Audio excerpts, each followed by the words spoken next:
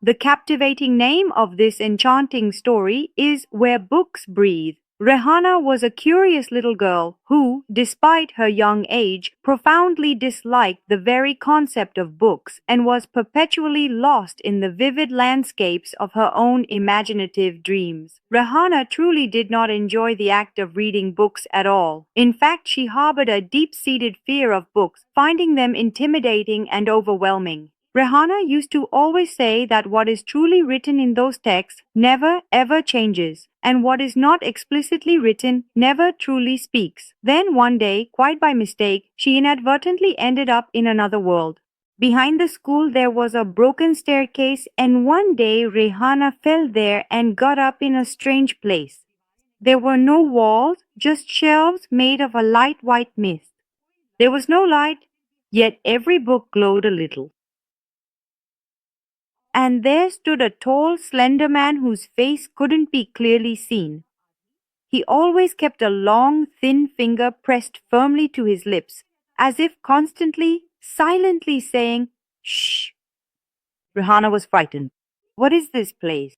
For the first time she noticed that the books weren't open, yet she could still read them. It was as if their breaths were whispering in her ears. There was a rustle from the first book. One particular book suddenly moved. Rehana cautiously reached out her hand, and as soon as her finger gently touched the book, a voice clearly spoke. "Because I truly can't say it, I sincerely want to apologize to you, but you unfortunately left the school." Rehana hesitated.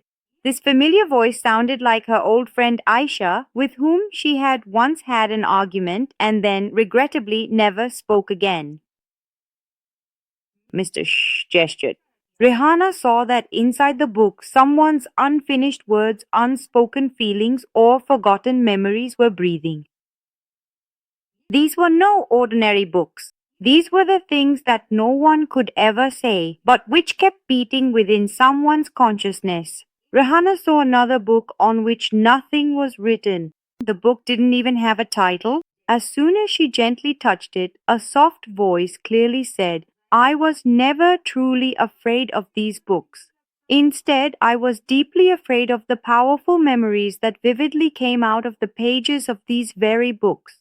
It's been 4 years since Papa passed away, but his enduring breath still profoundly lingers in every cherished book he meticulously read. I am unable to decipher the words, but I immediately begin to weep." That particular voice sounded precisely like Rehana's very own.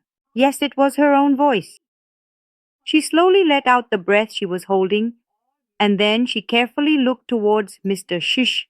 She gently bowed her head, hugged the cherished book closely to her chest, and softly said, "Now you can finally come out."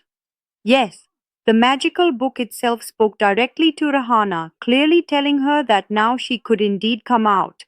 A gentle breeze blew, as if someone had released the breath of a heavy tear.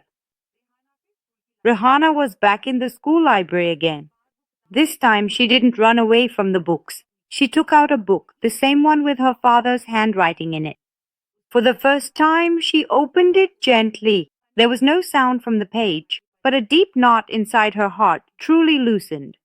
Some profound books are not truly meant to be merely read, but rather to be deeply understood. And those individuals who can genuinely listen and truly understand can also gently set free the incomplete, lingering breaths of others, allowing them to find their peace.